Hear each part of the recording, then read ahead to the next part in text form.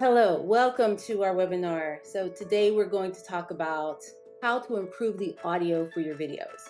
And I'm going to share 8 vital tips for improving your sound.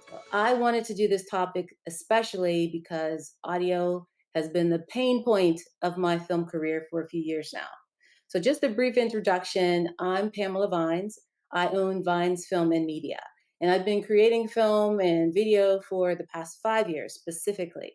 So at Vines Film and Media, we create compelling video and short film for business owners who are ready to promote their products and services with video marketing.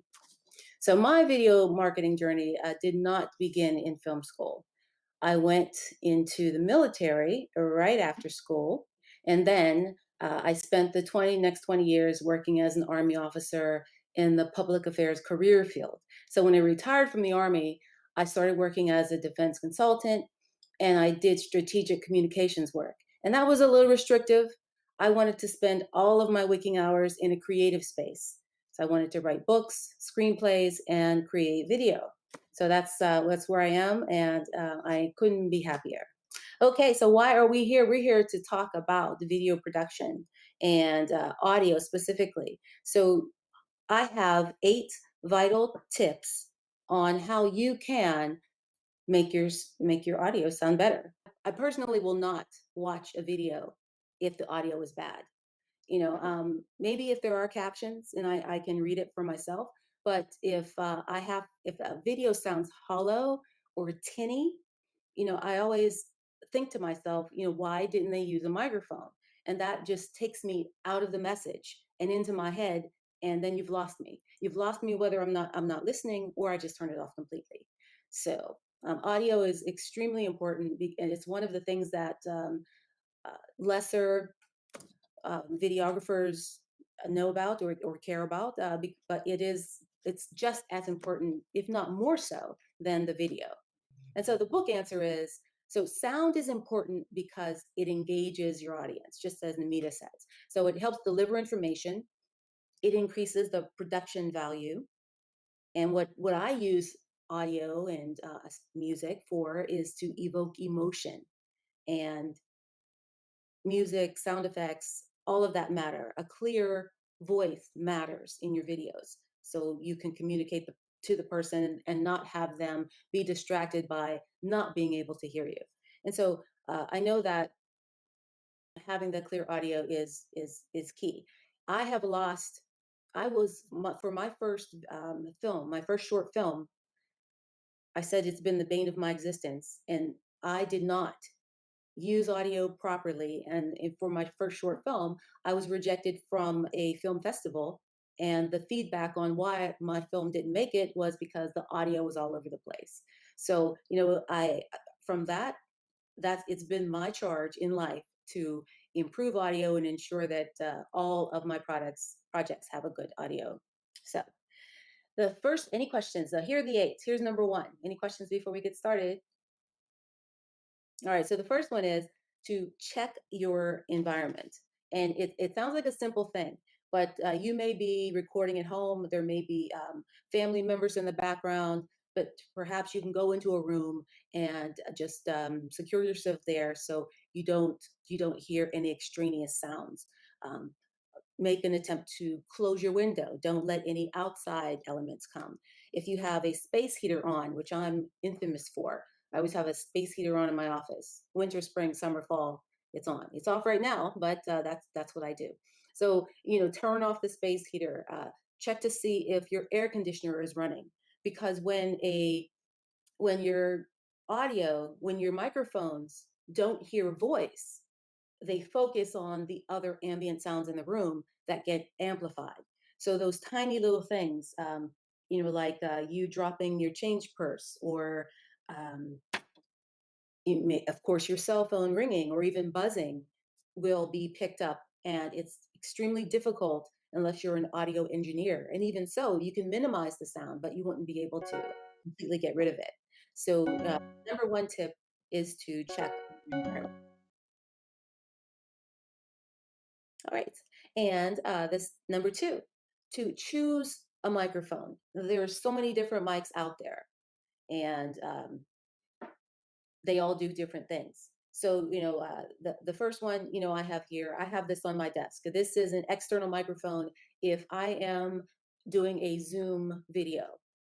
Now, very simple. It's always a great idea to have that external microphone to to really just capture the full essence of your voice.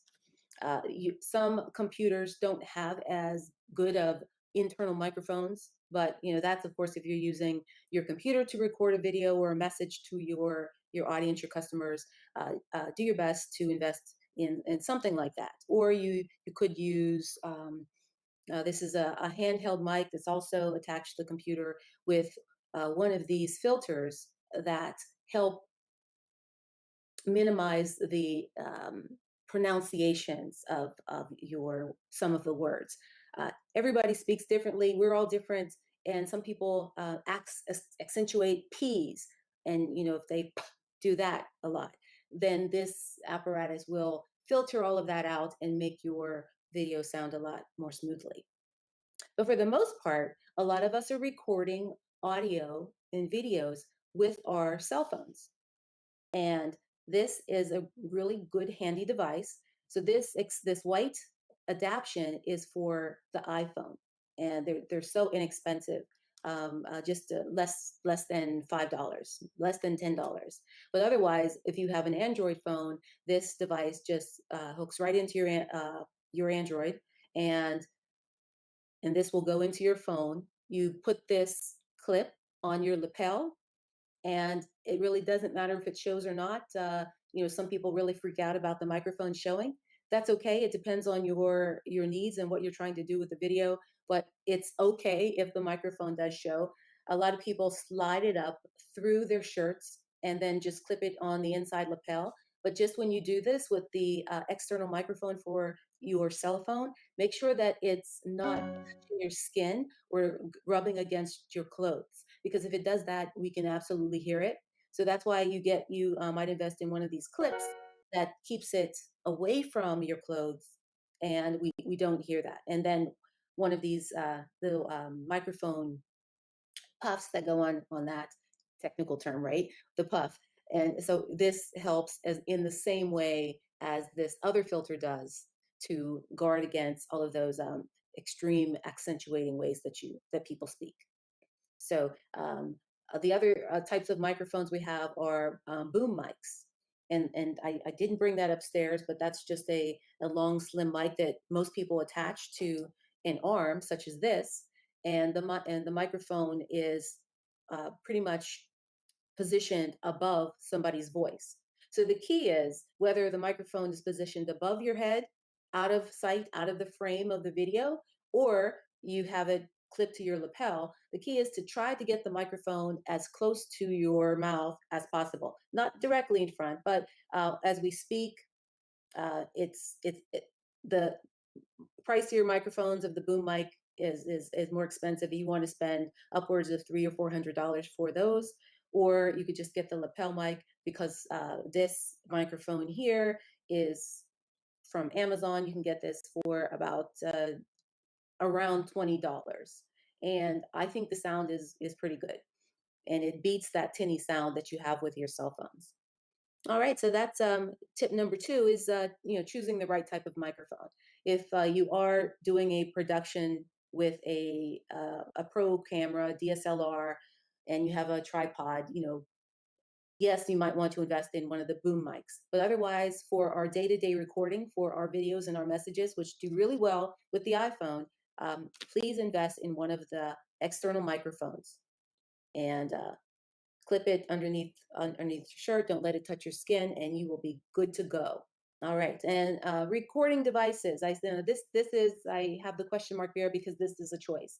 Oftentimes, if you're shooting a production with an actual movie camera, a camcorder, or a DSLR camera that I use to shoot videos, then there's the choice whether you want to have your audio go through the camera and be recorded there along with the video, or are you going to record the audio separately and then synchronize your audio with the video? So this is a device. This is a Zoom. This is about about $200, I believe, and your microphone, the cable will go into this port here. This particular device will record up to four microphones. There are two on this side and two on the other, and then the audio goes right into this device, and it's more of a recorder. Of course, it's a recorder, but it's a I'm losing the word, but one of those things that audio engineers use, and you can uh, actually set the input of the sound coming in. So, but that's you can make this choice if you want. So for me, I always use this as a secondary. I use the microphone, the boom mic, as my first go to. But because I've said I've done many a mistake with audio, I've learned to always have a backup for the main audio source and a backup for the backup. So you'll see me use three microphones on set just in case. And that's always a good for me to use to in case one of them is falling through, and also to balance it out, synchronize them for a full bodied sound. So I am looking at a brand new set of wireless microphones that really on the high end price point. So uh, that will alleviate, I think will alleviate one of my backups, but I will always ensure that I have two. And setting the recording levels. I didn't want to get ahead, but this is tip number 4. So on a camera, each of your cameras has an internal setting where you can see the monitor the levels while you're recording if you're using a DSLR. Not so much on not your cell phone, but with if you do invest in a Sony or Panasonic or um, a Canon camera. So you'll see the recording levels there. And the key on the recording levels are it sounds counterintuitive, but it should never reach zero. You should keep it at a -6, -8, because if it's upwards of a set at zero, your audio is going to be so amplified and blown out, and it's going to be tinny on the opposite extreme of not being enough. So it'll be way too much if you hit zero. So if you do invest in a camera, look at those internal settings and set it around 3 to 5, 3 to 6, and see how that works out for you. But the recording levels are very important, and that's where I was showing you on here. If I'm using, I was using the setting number 1, the amp port number 1, because each one of these correspond to each of the cables that go into the camera. And I was using, so you see I'm set here at 3, because this device, it can pick up anything. And it's just a great little device to have for recording sound. And the next one is use headphones. I did not use headphones in my first 2 years of filming, and I go back to projects, and it was just the grace of the Lord that I was able to get good audio because I did not use them. So, as a matter of practice, protocol, always invest in a set of headphones for your camera so you can hear the where the audio may be too much or not enough. So the headphones, and you can see on here, there's a little port here for your headphones. You can listen in to see what this input sounds like, and they're also on the camera itself. And this is something very few people do is record room tones. And you would think, why would I do that? But while you're editing, if you're editing a video, and there comes a time where someone is not speaking, or there's so many different reasons why you might want to have that tone there, because when you're editing you want to have the same ambient noise within the environment that that you've chosen to be in. So to record the room, even before anything, before you record the person, if you're recording or recording yourself, take a moment and just hit record and record the audio in the room, because every room is different. Every ambient sound in a room is different.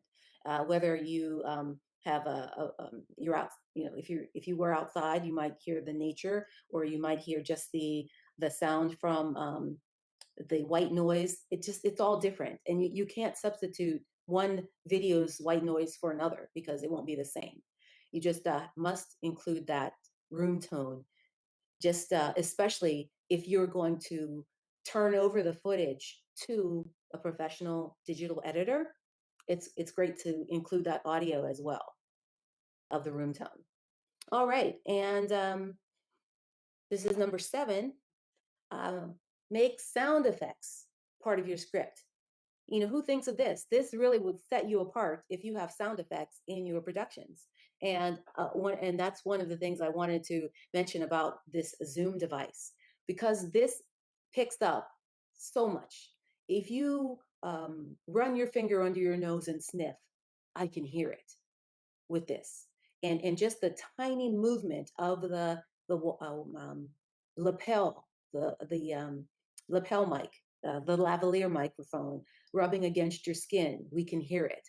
Or you can take this little device down to your neighborhood creek and record babbling brook sounds, or you could record birds. This device is amazing for recording your own sound effects, so you don't have to buy them. Okay, and the last tip for amazing sound and creating that ambience and setting your projects apart is music. Music carries the tone, it carries the mood, it makes people feel without them knowing it. Like, and you notice when if you watching a TV show, I'm so sensitized to it now. If you hear the foreboding music, you automatically know that something bad is going to happen.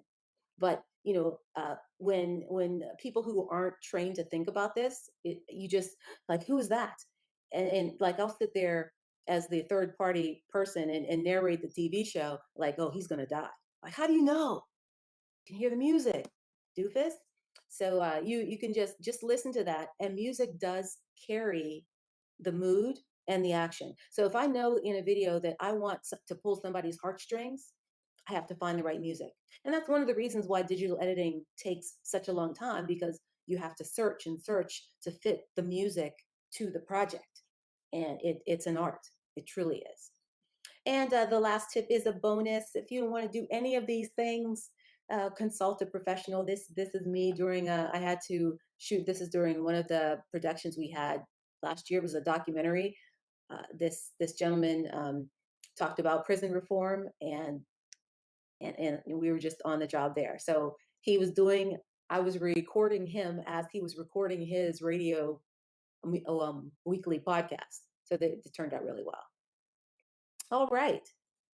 And so just quickly before we go, we of course we have a special offer. If you have gotten any ideas about what we've talked about for your own projects, then if you would want to use this code for yourself or share it with any of your friends. If I get a call for anybody from anyone telling me, I have this code, hear me 2020, can I get the 20% off?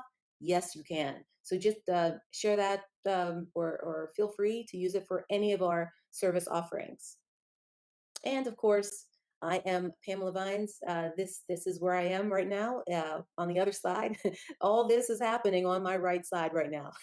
lots of books. But if you have any want to reach out to me, we do these videos, these webinars every second Thursday of the month, and we have a different theme. So the next one happens to be on March 10th. I will announce that topic. Just please let me know your questions. I'm happy to answer them.